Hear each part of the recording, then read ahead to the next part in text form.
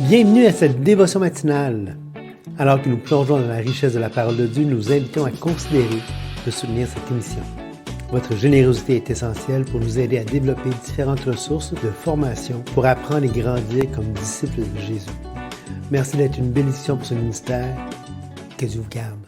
Bienvenue à cette nouvelle dévotion sur l'Épître de Jacques. Et ce matin, on est rendu avec vous dans Jacques chapitre 2 au verset 11. Je pense que c'est important de remettre en contexte que le dernier verset juste avant, les deux derniers versets, fait qu'on va commencer au verset 9. Mais si vous faites du favoritisme, vous commettez un péché, vous êtes condamnés par la loi, vous êtes des transgresseurs, car quiconque observe toute la loi, mais pêche contre un seul commandement, devient coupable de tous. En effet, celui qui a dit « Tu ne commettras point d'adultère » a dit aussi « Tu ne tueras point ». Or, si tu ne connais point l'adultère, mais que tu commets un meurtre, tu deviens transgresseur de la loi. Donc ici, on a un verset qui fait juste donner un exemple supplémentaire pour appuyer ce qu'ils viennent de dire et pour appuyer Jacques, il va fort. Il va avec comment je pourrais dire ça, deux offenses, deux transgressions de la loi qui sont beaucoup plus évidentes Oui, que de faire du que favoritisme. de faire du favoritisme. Pourtant, l'idée de ne pas faire de favoritisme faisait partie intégrante de la loi. Donc, si tu fais du favoritisme, tu transgresses la loi, au même titre qu'un adultère, au même titre qu'un meurtrier. Et là, l'important de ça, c'est de se rappeler que ce qui est en train de dire ici, c'est que tu commets un crime contre la loi, tu es transgresseur de la loi. Ça veut dire que devant la loi, en termes de ta position face à la loi, tu es dorénavant un transgresseur, tu es un criminel. Pourtant, ça ne veut pas dire que tu es coupable de toutes les autres transgressions de la loi. Ça veut dire que tu es coupable de la transgression qui est tienne, sans être coupable d'avoir violé tous les autres commandements. La seule chose qui est, c'est que tu es maintenant transgresseur, criminel devant la loi. C'est pas parce que tu as commis un vol à l'épicerie et que tu es un criminel devant la loi que tu es un meurtrier, que tu as commis, je sais pas moi, que tu as kidnappé un enfant, que tu as commis la fraude. Non, tu es transgresseur, tu es criminel, mais tu n'as pas tout commis. Et c'est important de comprendre ça parce que parfois les gens vont dire, oui, mais tu peux pas tu peux pas accomplir la loi parfaitement, donc tu peux pas obéir au commandement. Non, tu peux obéir au commandement sans pourtant être juste devant la loi. Hmm. Donc, et on peut continuer la suite? Oui. Mais je voulais juste revenir Vas-y. sur ce que je suis en train de dire. Ce que je voulais dire, c'est que Jacques, il va fort parce qu'il va choisir des points que personne ne va se poser de questions sur est-ce que commettre l'adultère, c'est bien ou c'est mal? Est-ce que commettre un meurtre, c'est bien ou c'est mal? Il n'y a personne qui se pose en général de questions sur ça. Donc, tandis que le favoritisme pouvait être mis en doute. Ouais. Donc, c'est pour ça que Jacques va vraiment appuyer, en effet, celui qui a dit. Puis qui a dit aussi ça. Donc, il met vraiment ça en parallèle, en arrière-plan, si on veut, pour s'assurer une bonne compréhension. Et on arrive au verset 12, 13, et je crois qu'on va devoir revenir à quelques versets, un verset plus tôt pour bien comprendre. Parlez et agissez comme devant être jugé par une loi de liberté. Car le jugement est sans miséricorde pour qui n'a pas fait miséricorde. La miséricorde triomphe du jugement. Et on se rappelle qu'on avait vu au verset 22 à 25, je vais juste peut-être lire le 22 du chapitre 1, « Mettez en pratique la parole et ne vous bornez pas à l'écouter en vous trompant vous-même par le faux raisonnement. » Puis on avait en 25, « Mais celui qui aura plongé le regard dans la loi parfaite, la loi de la liberté, et qui aura persévéré, n'étant pas un auditeur oublieux, se mettant en l'œuvre, cela sera heureux dans son activité. » Donc, dans ces deux passages-là, on a cette idée de loi de liberté. Patrice? Oui, je pense qu'on peut faire la distinction, si on veut, entre la loi de Moïse, hein, qui prévaut jusqu'à temps que Christ vienne, en tout cas en Israël. Hein, les Juifs étaient sous la loi. Et quand Christ va venir, il va être crucifié, il va mourir à la croix. Et là, en Christ, ben, maintenant, on a une nouvelle loi, la loi de Christ, qui est une loi de liberté, qui est la loi par excellence. Ça veut dire qu'on n'est pas sans loi en Christ. On a une nouvelle loi en Christ. Et cette nouvelle loi, c'est la loi de la liberté. Et ce qui est intéressant, c'est que ce n'est pas seulement Jacques qui va parler de cette loi-là, la loi de la liberté, la loi de Christ. On a déjà étudié un petit peu ça, je crois, dans 1 Pierre, donc 1 Pierre au chapitre 2, disons verset 15. Car c'est la volonté de Dieu qu'en pratiquant le bien, vous réduisez au silence les hommes ignorants et insensés. Étant libres, sans faire de la liberté un voile qui couvre la méchanceté, mais agissant comme des serviteurs de Dieu. Honorez tout le monde, aimez les frères, craignez Dieu, honorez le roi. Donc, on avait vraiment vu que cette loi de liberté-là est une loi qui est très, très, comment je peux dire ça? Ben, la parole de Dieu est ancrée sur le relationnel. Aimez-vous, honorez, prenez soin de l'orphelin, prenez soin de la veuve. Ayez pas de favoritisme en fonction des habits de quelqu'un, en fonction du standing social.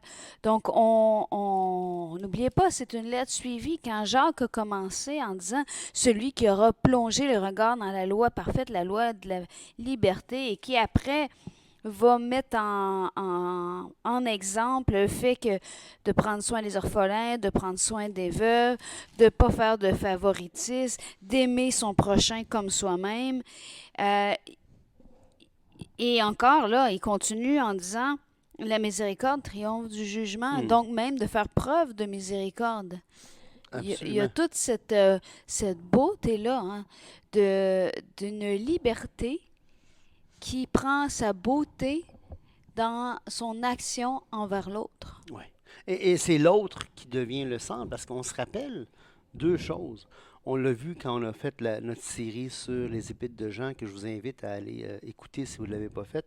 Mais dans les Épîtres de Jean et ailleurs dans l'Écriture, et on va regarder un texte de l'apôtre Paul dans quelques instants, mais dans l'Épître de Jean, on voit vraiment que l'amour du prochain et l'amour de Dieu sont interreliés d'une façon très intime, intimement liés. Tu ne peux pas dire que tu aimes ton frère et dire que tu aimes Dieu, et tu ne peux pas dire que tu aimes Dieu si tu n'aimes pas ton frère. Et tu ne peux pas dire que si tu aimes... c'est interrelié, là. Tu ne peux pas aimer un sans aimer l'autre, tu ne peux pas aimer un sans pas aimer l'autre. Et donc, les deux sont importants dans ça.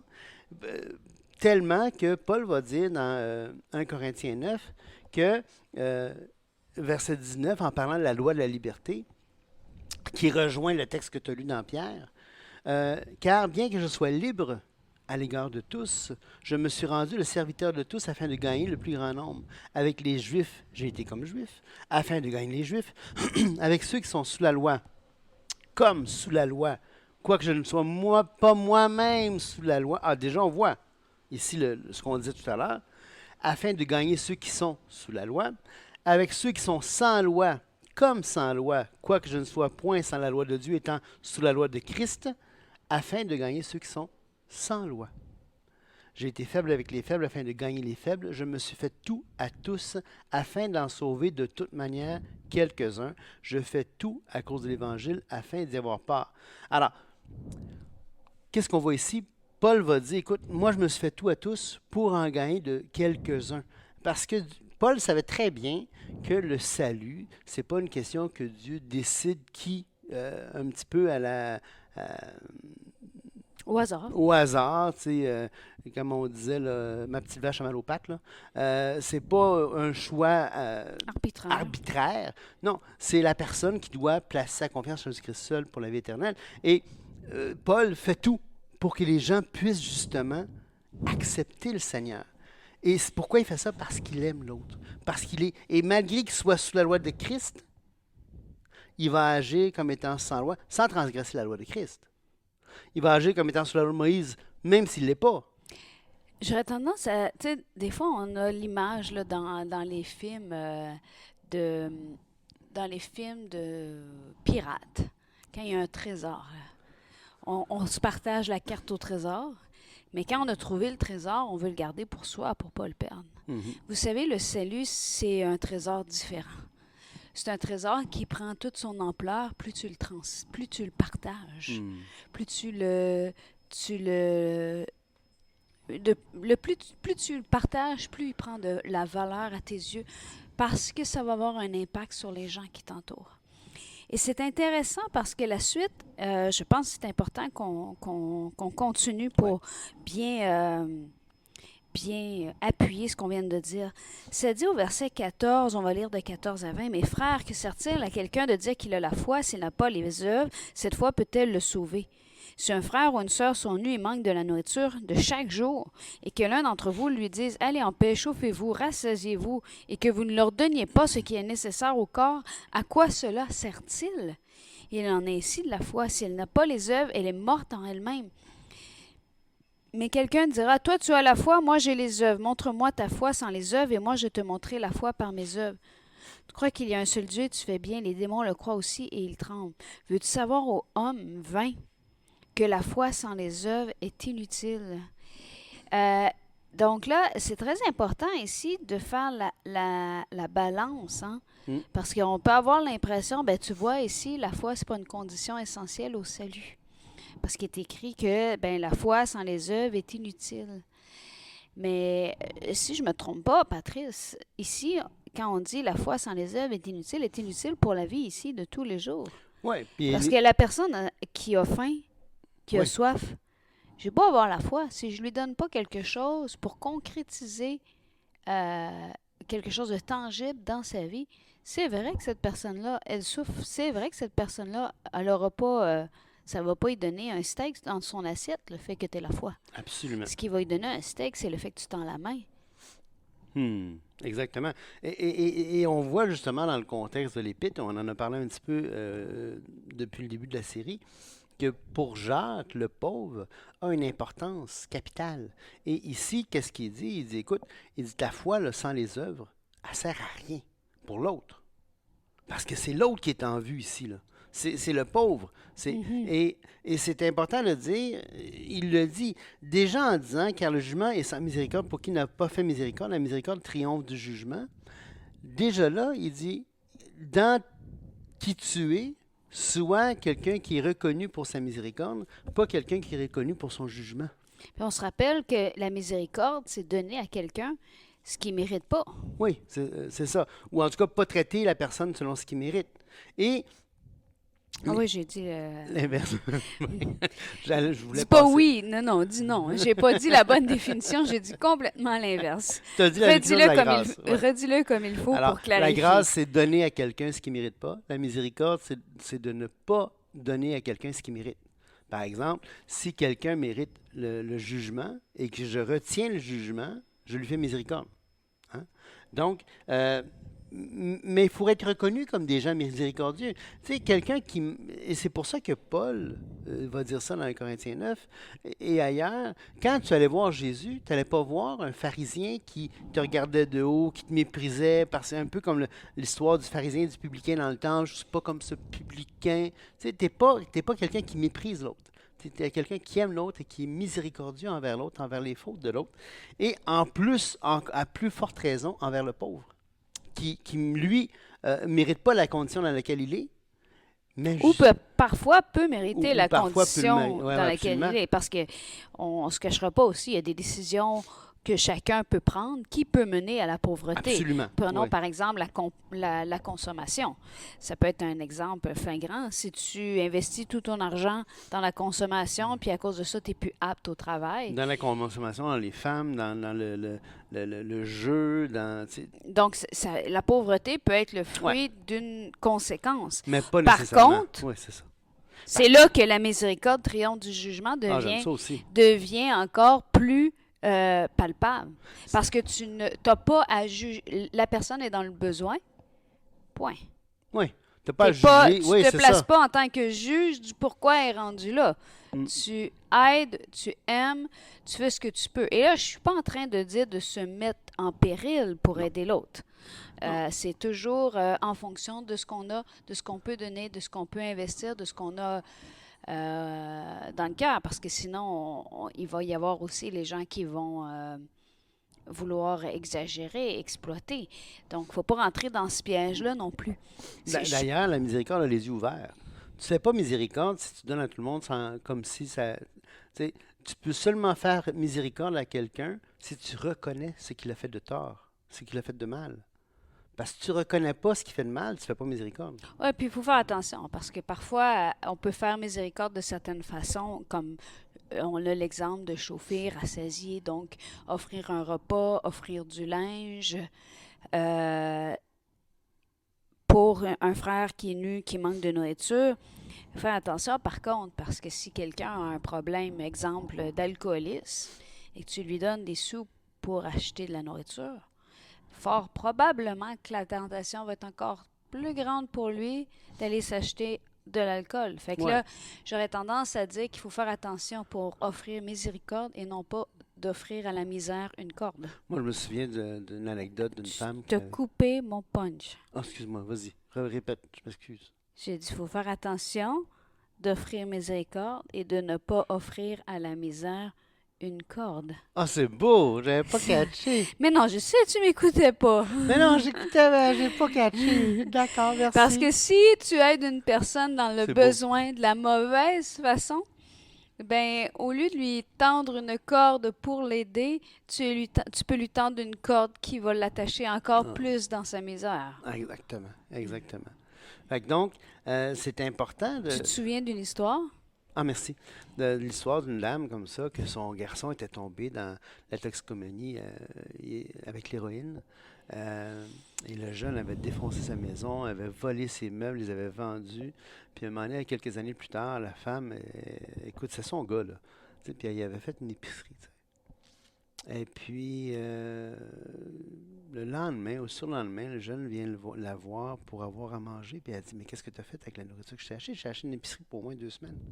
Mais il avait vendu son épicerie pour pouvoir s'acheter de la drogue. Alors, on est dans un cercle que si tu, dans ce cas-là, c'est pas aider la personne. Mais c'est pour ça que tout ça se fait les yeux ouverts. Il ne faut pas agir sur le pilote automatique, là. Quand tu fais miséricorde. Oui, puis là, on n'est pas en train de dire que la femme le fait, là. C'est pas ça. Non, Elle, pas du tout. elle a agi avec amour, son action était juste. Mais ça a été il la faut. dernière fois qu'elle l'a fait parce qu'elle savait qu'en faisant ça, elle nourrissait la toxicomanie du jeune. Donc, après ça, c'est un repas à la fois. C'est ça, exactement. Et c'est pour ça aussi qu'il faut être capable d'aller chercher de l'aide, demander de l'aide dans ce genre de situation-là. C'est aussi c'est aussi une façon d'aimer l'autre, d'agir en fonction, de choisir d'agir de manière à aider l'autre dans sa difficulté. Et cette difficulté, dans le cas d'un jeune exemple là, qui souffre de toxicomanie, c'est pas de ne pas être capable de se rassasier. Non, c'est ça. Il est à un autre niveau. Oui, c'est à un autre niveau. Et donc, Jacques, ici, dans le texte, qu'est-ce qu'il est en train de dire? Il dit, écoute, si tu as la foi en Dieu, ben, tu vas agir comme Dieu, tu vas faire miséricorde. Dieu ne fait pas toujours miséricorde, mais il fait miséricorde. C'est un Dieu qui prend plaisir à la bonté, qui prend plaisir à la miséricorde. Et nous, de même, on doit prendre plaisir à la bonté, on doit prendre plaisir à la miséricorde parce qu'on est enfant de Dieu. Et notre foi doit manifester, justement, ce lien d'appartenance qu'on a entre nous et Dieu. On est fils de Dieu, fils et filles de Dieu, donc on doit agir comme tel. Et donc... Et c'est intéressant au verset 20. Je peux-tu... Oh oui, vas-y. Au verset 20, écoutez ce que ça dit. Veux-tu savoir, ô homme vain? Ô homme vain. C'est un peu comme si Jacques est en train de dire, regarde, si là, tu n'es pas en train d'investir dans les gens autour de toi puis de prendre soin des gens qui t'entourent, là, ton humanité est vaine. Oui, exactement. C'est fort, hein? Oui. C'est fort. Ô homme vain, que la foi sans les œuvres est inutile. Donc, je pense qu'on pourrait arrêter là pour aujourd'hui et juste s'encourager les uns les autres à actualiser notre foi et que Dieu nous donne des occasions de pouvoir, comment je peux dire ça? Pouvoir agir avec miséricorde et de pouvoir prendre soin des gens qui nous entourent ou supporter des organismes qui peuvent prendre, qui ont les moyens ou qui ont la mission de prendre soin des gens qui les entourent. Je pense entre autres à un ami dont sa mission, c'est au niveau des orphelinats.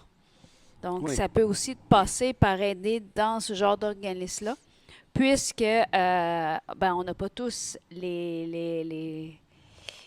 on n'a pas tous Les ressources, les les moyens. ressources, les moyens, la possibilité ou même la connaissance pour pouvoir agir parfois pour aider correctement les gens dans le besoin.